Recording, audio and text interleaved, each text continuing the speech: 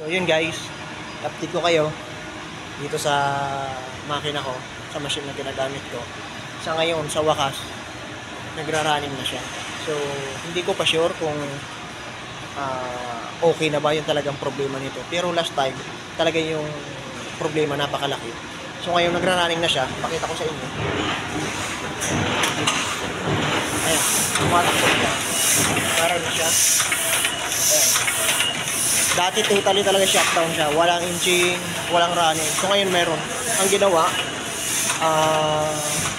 nagpalit-palit yung board. Nagbuha doon sa branch namin. Itong board na to. Kaya pension niya. Pinagpalit yan galing doon sa kabila. Ayan. Ito yung luma. Tapos ito naman yung high voltage. Ayan. Tinanggal niya. Sinalpak dito yung galing sa main namin. So ngayon, tumakbo na. So may problema yung dalawa. Yung high voltage board na yun, saka yung board dito sa loob, sa inside. So sa awa ng Diyos, tumatakbo na. Masaya na ako kasi makabalik dito. Mas maganda kasing gamitin to eh. Kahit sakyan mo ng full size, walang problema. Kesa rito, okay naman to, lang problema niyan. Yung cylinder may mga tama. Salamat sa Diyos.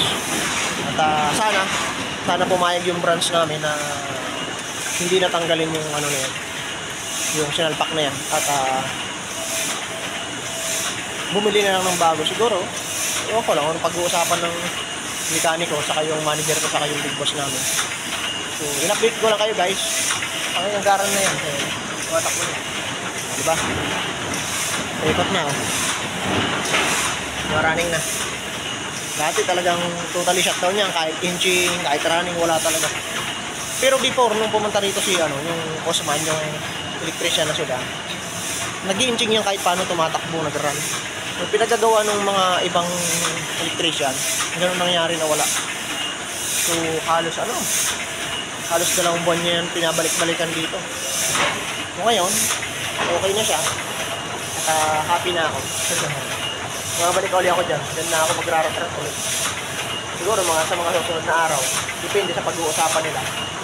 Kung hindi na ba tatanggal yung sinalpak ko. Sana hindi na para makapag-umpisa na dyan.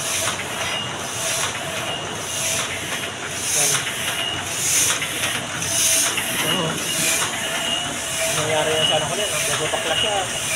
Yung motor na yan. Yung motor na to.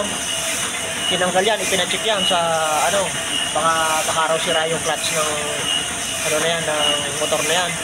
So okay naman ito. So ito na nga yung huling alas. Palitan yung high voltage board saka yung nasa loob. So tumakbo. Tawa lang mo. Balik na tayo rito.